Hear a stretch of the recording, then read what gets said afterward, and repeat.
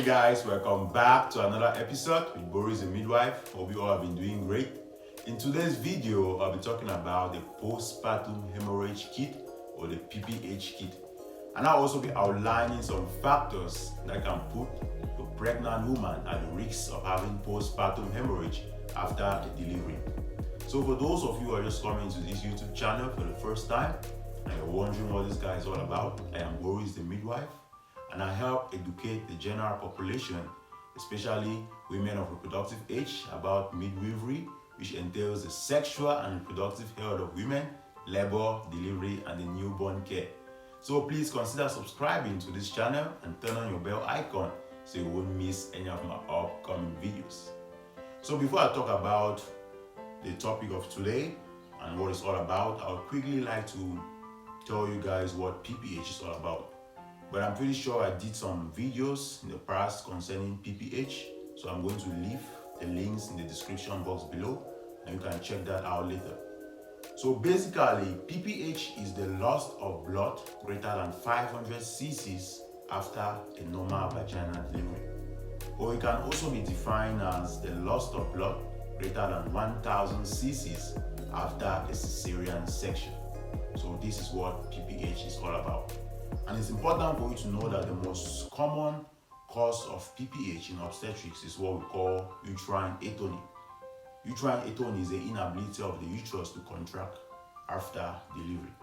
So this is the most common cause of postpartum hemorrhage. Now moving into today's topic, the PPH kit or the postpartum hemorrhage kit.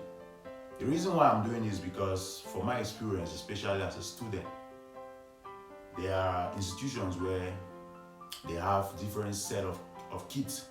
They have the D&C kit, they have a normal vaginal delivery kit, they have the cesarean section kit, but they don't have what we call the PPH kit. Kits are set of assembled materials that have been allocated for a particular procedure. That's what we call kits. While the normal delivery kit already has its materials that are needed for the normal delivery procedure. Cesarean kit to have the materials needed for the cesarean section procedure. But the PPH kit is not always assembled in most of these institutions that I've been in. You see a midwife conducts a normal vaginal delivery and the lady happens to start bleeding profusely. And they start sending students, go and get this one, go and get this one. And there's some sort of head collisions in the maternity because people are confusing and they are panicking. They don't know what to do exactly and they don't know where to run to exactly. So this is a problem. This could all be prevented if we had the PPH kit. So the PPH kit is just as important as the normal delivery kit and the cesarean section kit. So I'm just quickly going to tell you guys the constituents, what should be in the PPH kit. What should be in the PPH kit, for example, is fluids. And we have fluids, preferably Geloplasma and normal saline. These are volume expanders. This is because when a woman starts bleeding profusely after a normal delivery, there's a tendency that she can get into hypovolemic shock, as evidenced by hypotension. So Geloplasma and normal saline, these are fluids that needs to be set up in such a case. And another material in the PPH kit is Uterotonics. And I'm going to be listing some common Uterotonics that we often use in the maternity.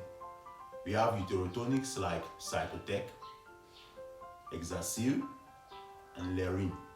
These are all medications that are going to help the womb contract, that stubborn womb, because after delivery, some uterus are really stubborn. Yes, so these Uterotonics are very important. Misoprostol or Cytotec, Exacil or tranexamic acid, and Lerine. These are very important medications that should be in the PPH kit. And you need two sets of tube lines as well. This is what you use to connect your infusion. That's the Geloplasma or the normal saline. And you also need two large balls of IV line. So guys, this is basically the essential materials that each maternity department in the hospital should have in the PPH kit. Just assemble all of these and label it as a PPH kit and make it accessible to every health personnel in the maternity. Make it accessible to them, especially those conducting deliveries, be it a normal delivery or a cesarean section. And now moving on to those factors that can put a woman at risk of postpartum hemorrhage, I'll be listing some of those factors that when you see them, then this should help you take more precautions. This should help keep you alert. So when you see these factors, your PPH kit should be as close to you in the labor room as possible during that delivery. It can be a normal delivery or a cesarean section. So the first factor that can put a pregnant woman at risk of experiencing postpartum hemorrhage is macrosomia. This is when the weight of a baby is greater than or equal to 4 kilograms. I did a video on how to calculate the estimated weight of your baby without the use of an ultrasound. I'm going to leave that in the description box below. And of course, this can also be diagnosed with the use of an ultrasound. And the second factor that can put this woman at risk of having postpartum hemorrhage is polyhydramnios. This is excessive amniotic fluid, and this can be diagnosed with the use of an ultrasound. And you can also see sometimes in how large the woman's abdomen is. And the third factor that can also put this woman at risk of having postpartum hemorrhage is grand multiparity. Grand multiparity is when a woman has had 5 or more deliveries. It can be cesarean sections or normal deliveries. This is what we call a grand multiparous woman, a woman who has given birth 5 or more times. So this factor can put that woman at risk of experiencing postpartum hemorrhage. And another factor is a previous history of postpartum hemorrhage. This is very common. I'm not just saying this theoretically, I'm talking out of experience. I've had several cases where women who had a previous history of PPH still had it in their present delivery. So this is a factor that you should take note of. That's why during antenatal clinics, the midwives in the antenatal care unit need to indicate this on the follow-up cards or exercise books. This needs to be indicated in red. This lady had a previous history of PPH. So whenever or wherever she's to give birth, any midwives that picks up that follow-up card will see that this lady bled a lot in her previous delivery. So she's definitely going to take precautions. And another factor that can put this lady at risk of postpartum hemorrhage is multiple pregnancy. That's a lady carrying twins, triplets, or more. So these are factors that can put that woman at risk of postpartum hemorrhage. And not forgetting chorioamnionitis. Chorioamnionitis is the infection of the chorion and the amniotic fluid. This can also put a lady at risk of having postpartum hemorrhage. Chorioamnionitis, common symptoms are fever and offensive amniotic fluid. So these are the most common factors that can also put a lady at risk of postpartum hemorrhage. And prolonged labor, of course. Prolonged labor, that's when the lady has a prolonged second stage of labor. Second stage is a stage of full dilatation to delivery of the baby. When that stage is prolonged, you can start anticipating that this lady can bleed profusely after this delivery. So guys, these are the factors. So what happens when you see a lady presenting with these factors? What do you have to do? Let me tell you what you need to do. These are precautionary techniques out of experience. I'm talking out of experience, not just theoretical.